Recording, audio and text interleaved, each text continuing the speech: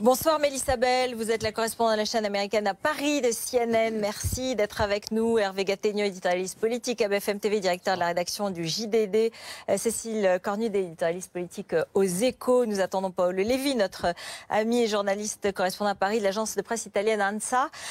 Et c'est intéressant d'avoir le regard de nos confrères étrangers qui ont suivi avec beaucoup d'attention cette campagne. Isabelle. Quoi qu'il arrive, c'est vrai qu'on a beaucoup suivi cette campagne et de façon beaucoup plus proche que les autres campagnes présidentielles françaises, mais finalement c'est lundi que commencera la partie la plus intéressante, finalement, que ce soit Marine Le Pen avec tous les changements qu'elle annonce, qu'elle souhaite apporter à la France, avec cette question de ce que représenterait le populisme une fois au pouvoir en France, avec tout le pouvoir qui est concentré dans les mains d'un président français. Ça serait très suivi par le monde extérieur. De notre côté, Emmanuel Macron, comment arriver au pouvoir? C'est aussi une espèce de nouvelle expérience politique dans laquelle on se lance. Comment il va gouverner? Comment il va réussir à aborder les législatives? Comment il va rassembler ses ministres? Comment il va choisir? Qui va nommer? Quoi qu'il arrive, à partir de lundi, on suit encore de plus près. Paolo Levi, de la même façon Absolument. Pour les Italiens? Non, la chose très intéressante et qui peut-être n'est pas encore très claire, c'est que le vote de dimanche en France n'est pas un vote exclusivement français, mais c'est un vote qui va avoir un impact sur la vie des citoyens de l'Europe tout entière, de moi, Italien, de mon cousin qui vit en Espagne. Dimanche, la France est appelée à voter pour quelque chose d'historique. C'est-à-dire que de ce vote-là dépendra l'avenir de l'Union européenne et 60 ans de construction commune qu'on a. Voilà. C'est estimant si Marine Le Pen était défaite dimanche soir, comme vous le disiez, les pays du monde entier le regarderaient. Est-ce que ça annoncerait une forme de reflux?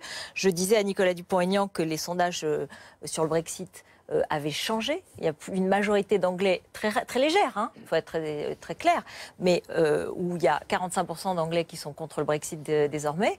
Tous les élus de UKIP qui vantaient le Brexit ont perdu leurs élections locales. Est-ce que c'est ça qu'on peut sentir? Ce serait interprété comme cela après? Si Marine Le Pen perdait dimanche, est-ce que ça serait interprété comme ça? Peut-être, mais surtout, je pense qu'en suivant cette vague populiste, on suit aussi ces formes très différentes d'un pays à l'autre. Et c'est vrai que la différence peut-être de la proposition populiste de Marine Le Pen, c'est qu'au cœur de cette proposition, il y a l'Europe, dans un pays où l'Europe n'est finalement pas si impopulaire que ça. Il y a cette question du pouvoir qui est entre les mains d'un président français qui fait beaucoup réfléchir, je pense, les Français avant de voter dimanche. Il y a cette candidature d'Emmanuel Macron qui sort un petit peu de l'ordinaire. Il a réussi son pari, qui propose aussi du changement en proposant de changer les classes politiques qui sont au pouvoir depuis toujours en France. Est-ce qu'il apporte une réponse à ce désir de renouveau sous une autre forme? On l'interpréterait en tout cas comme cela. C'est-à-dire que face aux vagues du populisme, il faut une autre réponse de toute façon. C'est-à-dire que jusque-là, ce qu'on a vu, c'est que la gauche et la droite, dans nos pays occidentaux, visiblement, c'était plus le clivage qui comptait. Les populistes avaient une réponse. Est-ce qu'Emmanuel Macron en apporte une autre, finalement? C'est ça. C'était une campagne violente, globalement, d'une violence dont on n'avait pas l'habitude. Dans les mots, certainement.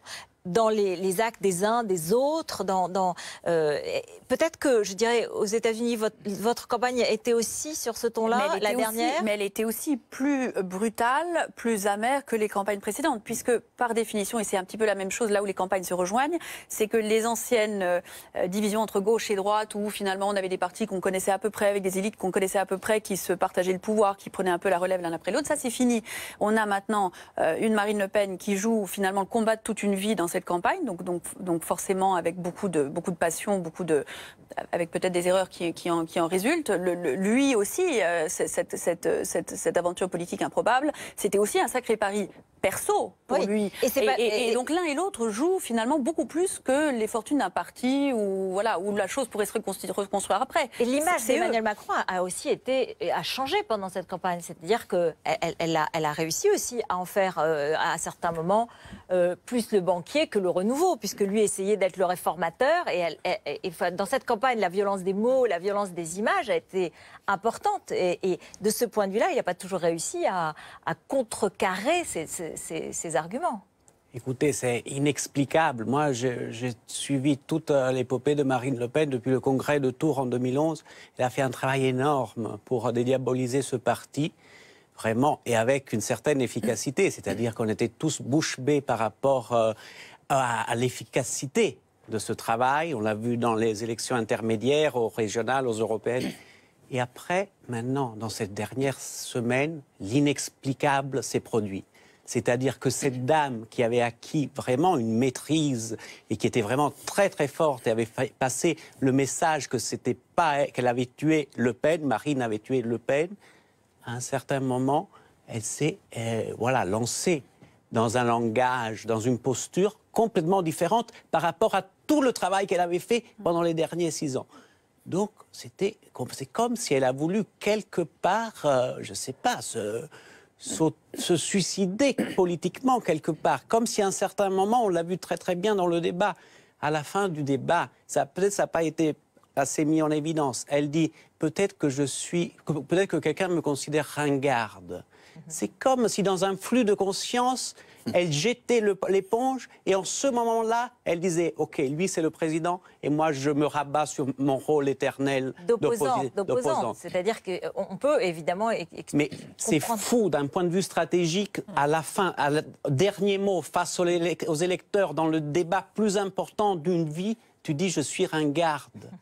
Et cette stratégie dont on parlait à l'instant, c'est dès le départ, dès les premiers mots de ce débat où finalement on l'avait vue plus présidentielle dans ses entretiens, souriante, aimable, avec cette nouvelle image finalement qu'elle voulait donner d'elle-même au-dessus de ce combat très personnel de toute une vie. Et avec des accents de sincérité sur certaines questions sur lesquelles elle avait clos des chapitres en toute sincérité. Tout le pays de Paris à la province, tout le monde, moi j'ai parcouru le pays de long en large, l'appelait seulement Marine. C'est-à-dire que Le Pen, le mot Le Pen, son œuvre d'effacer ce mot, ce nom de famille, avait réussi énormément. Et en une semaine, cette dernière phase de campagne, elle est retournée Marine Le Pen. Elle a tué en quelque sorte Marine. La pédagogie des réformes n'a pas été faite. Donc normalement, une élection, une campagne, ça sert à ça. Il y a une sorte de contrat qui se crée entre un candidat qui a un projet et les électeurs qui disent oui pour le projet. Là, ça va être compliqué parce que ce contrat-là, il est pas si... Il y a une forme de malentendu de candidat par défaut, peut-être, en tout cas dans cet entre-deux tours, et qui peut poser des problèmes s'il est élu dimanche. Et peut-être aussi ce changement des lignes politiques, ces deux France dont vous parliez, c'est ce qu'on a vu aux États-Unis, c'est ce qu'on a vu en Grande-Bretagne, cette arrivée du populisme qui transcende finalement ces anciennes divisions gauche-droite, avec cette réponse ou pas qu'apportera Emmanuel Macron sous une autre forme, ça redessine aussi, il y a une fracture dans la société qui se crée, ou en tout cas qui est mise en évidence. Et je pense que quoi qu'il arrive, quelle que soit l'issue de ce scrutin, on va sentir clairement ces deux France qui coexistent sans doute de façon assez inconfortable dans l'avenir. On en était moins conscient, je pense, avant cette campagne électorale. Non, mais justement, le pari d'Emmanuel Macron, c'est de rassembler ces deux France et de faire en sorte que les dépossédés, disons, les exclus de la mondialisation. Mais il aura des difficultés, comme l'explique Cécile. Beaucoup de difficultés. S'il est élu dimanche, il aura beaucoup plus de difficultés peut-être que ce qu'il attend.